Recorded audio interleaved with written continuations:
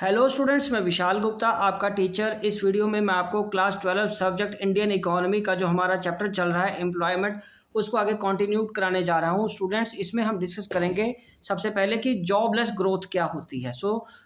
Economic growth occurs when GDP rises. Economic growth हमारी तभी होती है जब जीडीपी बढ़ता है। It implies increase in the level of output. इसका मतलब है कि हमारा प्रोडक्शन भी बढ़ रहा है। Increase in the level of output is achieved in two ways. और जो प्रोडक्शन या आउटपुट बढ़ता है वो दो तरीके से बढ़ सकता है, with the greater application of labour, मतलब ग्रेटर एम्प्लॉयमेंट से, या दूसरा बेटर टेक्नोलॉजी।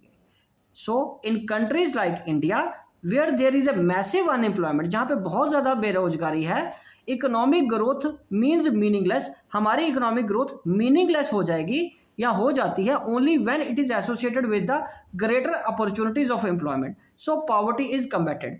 तो वो मीनिंगलेस हो जाएगी अगर हमने एम्प्लॉयमेंट अपॉर्चुनिटीज़ को नहीं बढ़ाया तो। ठीक है, तो हमारे देश की जो इकोनॉमिक ग्रोथ है वो किसके साथ कोरिलेटेड है?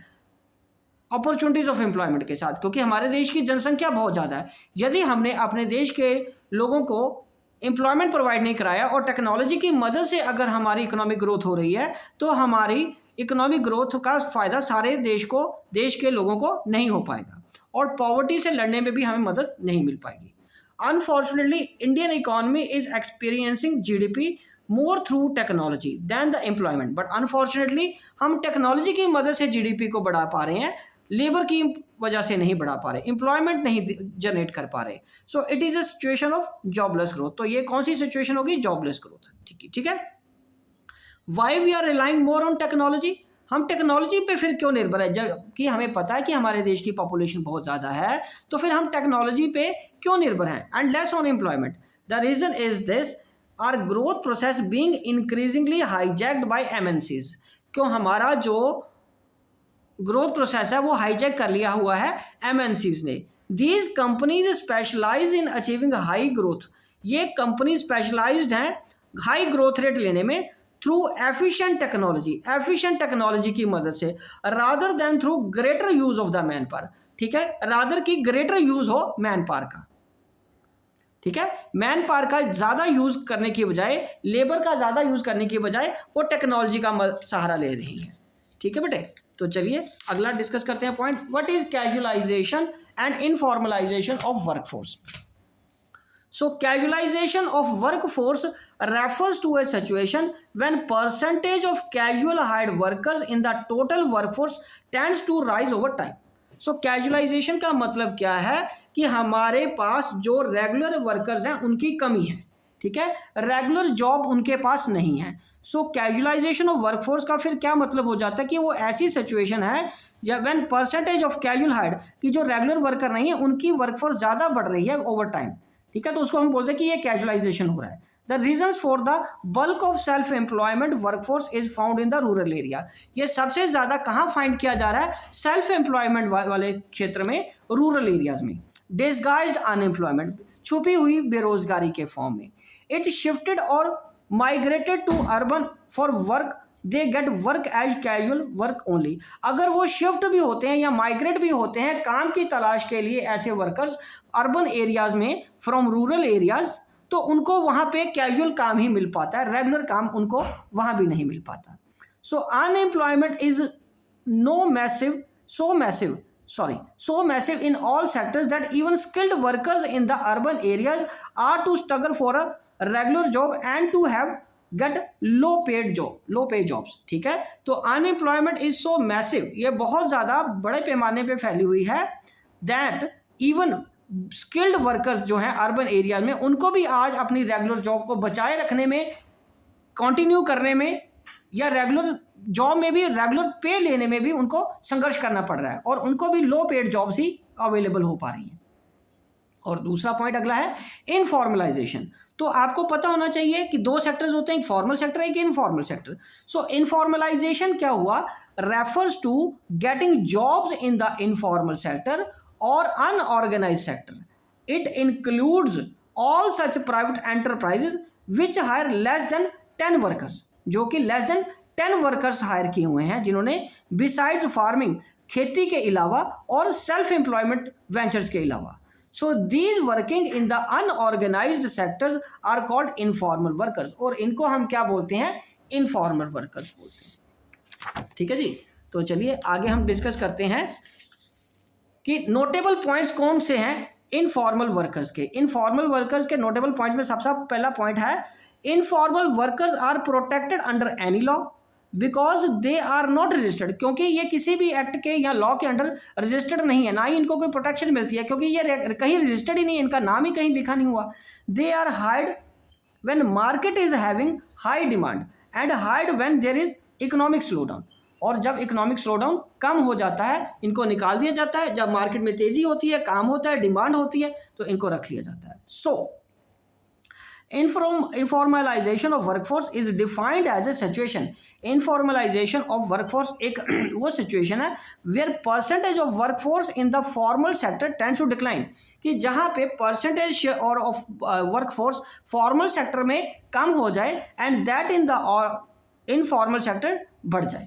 सो in accordance with the socialistic pattern of society, formal sector employment should have risen and informal sector employment should have declined over time। तो हमारे जो कि देश का सोशलिस्टिक पैटर्न था उसके हिसाब से फॉर्मल सेक्टर में एम्प्लॉयमेंट बढ़नी चाहिए थी और इनफॉर्मल सेक्टर की जॉब्स इतनी ज़्यादा नहीं बढ़नी चाहिए थी और धीरे धीरे टाइम के साथ वो कम हो जानी चाहिए थी, बट ऐसा हुआ नहीं। A series of economic reforms were launched, economic reforms भी लाए गए 1991 में, लिबरलाइजेशन, प्राइवेटाइजेशन, ग्लोबलाइजेशन के फॉर्म में। As their key elements we have shifted from a central economy to the market economy, हम सेंट्रल इकोनॉमी से मार्केट इकोनॉमी में भी शिफ्ट हो गए। And informalisation is driven by the forces of supply and demand, और इस वजह से हमारे जो इनफॉर्मलाइजेशन है, ये वर्क फोर्स है जो इनफॉर्मल सेक्टर में, वो सप्लाई और डिमांड के चक्कर में फंस गई लेबर मार्केट में। तो वर्कर्स इन फॉर्मल और इनफॉर्मल सेक्टर 2011-12 का डाटा क्या कह रहा है कि फॉर्मल सेक्टर में मेल है 24 मिलियन और फीमेल है 310 मिलियन, इनफॉर्मल सेक्टर में 6 मिलियन मेल है और 133 मिलियन फीमेल है। ठीक है जी, तो इससे क्या समझ लग रहा है हमें? इससे हमें यह पता चल रहा है कि हमारे यहाँ पे इनफॉर्मल सेक्टर में वुमेन ज़्यादा काम कर रही हैं। अब हम आगे डिस्कस करेंगे कि अनएम्प्लॉयमेंट क्यों होती है। So unemployment refers to a situation when people are willing to work, लोग काम करने के इच्छुक हैं at the existing wage rate, ठीक है, as well as able to work, और काम करने के योग्य भी हैं but are not getting work, पर काम नहीं मिल रहा। It should be noted that with emphasis that such people who are not willing to work, कि ऐसे लोग जो काम करने के इच्छुक नहीं है at the existing wage rate are not considered as unemployed, कि जो काम करने के इच्छुक नहीं है एग्जिस्टिंग वेज रेट पे, उनको हम अनएम्प्लॉयमेंट में नहीं ऐड करेंगे। अनएम्प्लॉयमेंट में सिर्फ वही आएंगे जो काम करने के इच्छुक है और एग्जिस्टिंग रेट पे और उनको काम नहीं मिल पा रहा। ठीक है, सो टाइप्स ऑफ अंडर एम्प्लॉयमेंट कौन सी हैं? 2 प्रिंसिपल टाइप्स हैं, जैसे कि आपको पता ही है, एक तो डिस्गाइज्ड अनएम्प्लॉयमेंट, ये तो आप काफ़ी जूनियर क्लासेस से भी पढ़ते आ रहे हैं, और सीजनल अनएम्प्लॉयमेंट। तो पहले हम डिस्कस कर लेते हैं थोड़ा सा डिस्गाइज का। Disguise occur when the number of workers engaged in a job is much more than actually required to accomplish it, कि जब किसी एक काम को करने के लिए ज़रूरत से ज़्यादा लोग इंगेज किए गए हों बट आउटपुट ना बढ़ रही हो, तो उसको हम क्या बोलेंगे? Disguised unemployment. ये ज़्यादातर रूरल एरियाज़ में होता है ना, फार्मिंग में, कि एक ही परिवार के सारे लोग उसी काम में लगे हुए हैं, पर वहाँ खेती बाड़ी करते समय आउटपुट थोड़ा ना बढ़ जाएगी। जो 100 किलो उत्पाद करने वाला खेत है वो 150 किलो थोड़ा ना उत्पादन करना शुरू कर देता है। ठीक है, तो उसको क्या बोलते हैं? Disguised unemployment. तो सीजनेबल अनएम्प्लॉयमेंट, सीजनेबल अनएम्प्लॉयमेंट क्या होती है? As agriculture is a seasonable unemployment during off season when the farm workers are out of job, they have no work to do, उनके पास कोई काम नहीं है करने को। The volume of seasonal unemployment depend upon the condition, unemployment किस पे डिपेंड करती है? Conditions and methods of cultivation in different states में।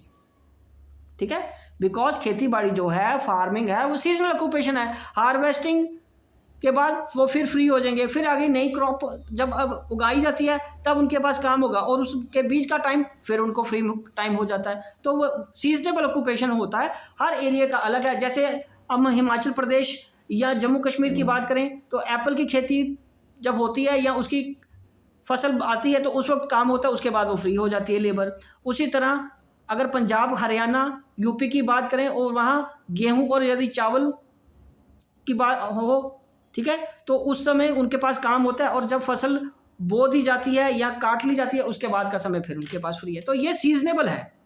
इन rural areas beside agriculture there are many other seasonable activities like sugar cane crushing and brick kilns, मतलब ईंट बनाने का काम और शुगर कैन क्रश करने का जो काम है वो भी एक सीजनेबल एक्टिविटी है। और workers engaged in these activities remain occupied for a few month, वो कुछ महीनों के लिए उनके पास काम होता है in a year.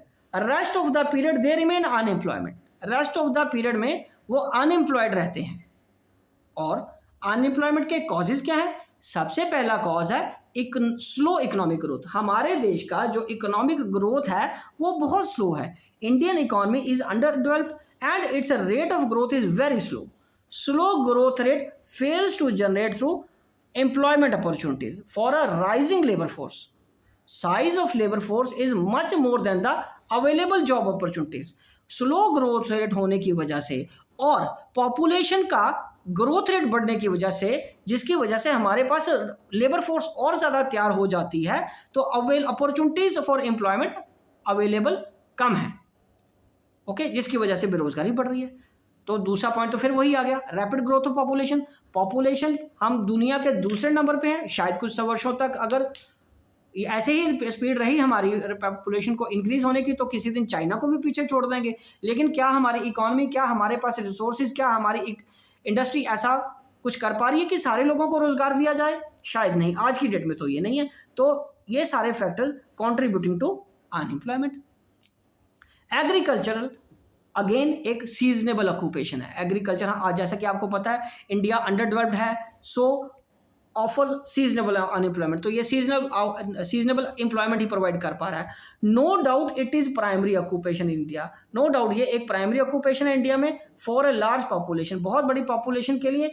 But it's a seasonable character, doesn't provide stable jobs.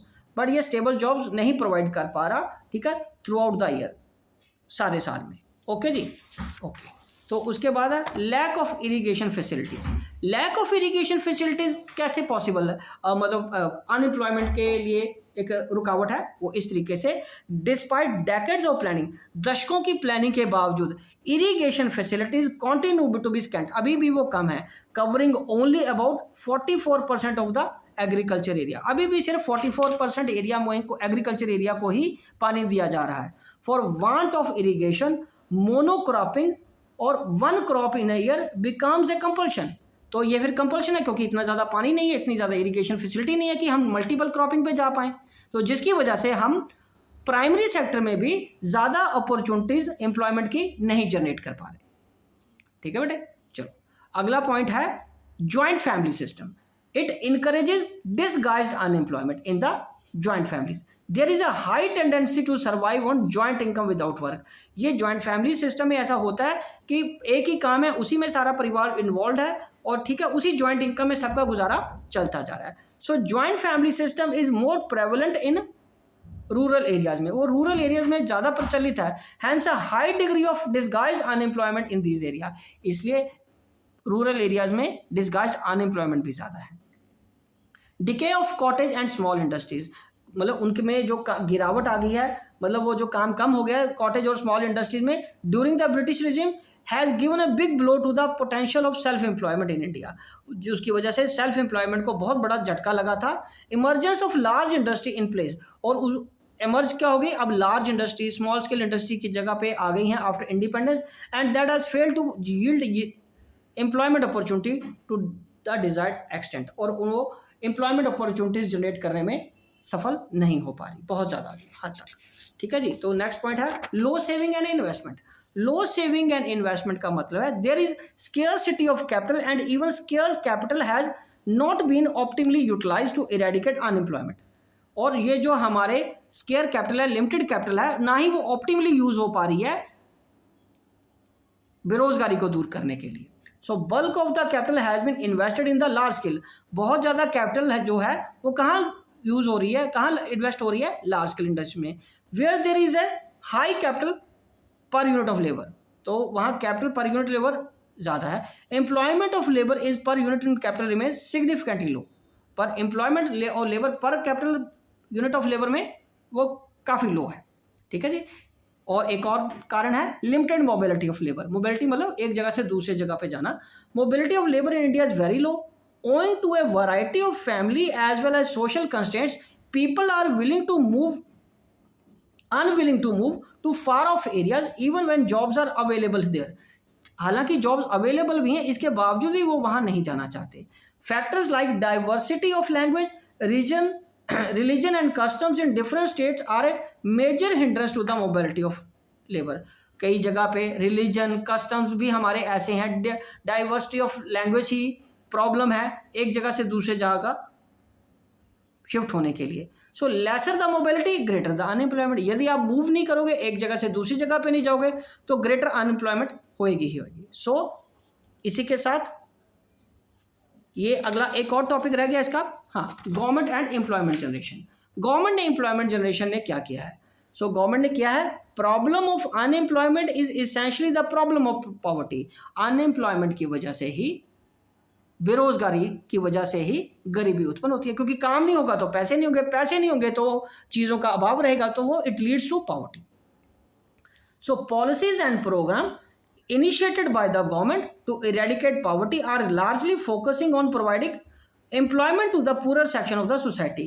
सरकार ने ऐसे बहुत से प्रोग्राम्स और पॉलिसीज बनाए हैं, शुरू भी किए थे गरीबी दूर करने के लिए, जिसका फोकस था कि लोगों को रोजगार दिया जाए ताकि उनमें गरीबी खत्म हो सके। NEP involves a massive drive.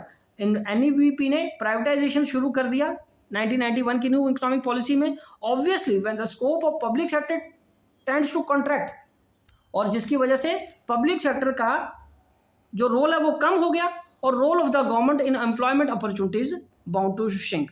और उसका जो अपॉर्चुनिटी, जो एम्प्लॉयमेंट अपॉर्चुनिटीज थी, गवर्नमेंट जो एम्प्लॉयमेंट प्रोवाइड करती थी, वो कम हो गई। ठीक है, प्राइवेट सेक्टर के आने से अब एक नया सिस्टम या नई चीज़ नई आई है, skill India, make in India, startups. ये नए एंटरप्रेन्योर्स को बढ़ावा देने के लिए these are some recently launched campaign by the government of India to generate opportunities of employment. These campaigns are yet to actualize into model of growth and development. इनको अभी actualise होने में, पूरा अपना रिजल्ट दिखाने में, ग्रोथ एंड डेवलपमेंट होने में अभी थोड़ा सा टाइम लगेगा। ठीक है, अभी उनकी इतनी ज़्यादा आउटपुट या रिजल्ट सामने नहीं आया। However we can hope that, हम फिर भी होप कर पा रहे हैं कि दीज स्कीम बिकम ऑपरेशनल, कि ये स्कीम्स ऑपरेशनल हो जाएं। The Indian economy would generate abundant of opportunities of employment, और इंडियन इकोनॉमी बहुत ज़्यादा लेवल पे, बड़े लेवल पे एम्प्लॉयमेंट को प्रोवाइड करा पाए, particularly these through self employment, और वो भी सेल्फ एम्प्लॉयमेंट के थ्रू। तो ठीक है स्टूडेंट्स, इसी के साथ ये चैप्टर कंक्लूड होता है। आई होप कि आपको अच्छे से समझ आ गया होगा। इसी के साथ ये वीडियो कंक्लूड करता हूँ। आप बाकी चैप्टर्स के लिए मेरी वीडियोस को देखना ना भूलें। ओके जी, डन।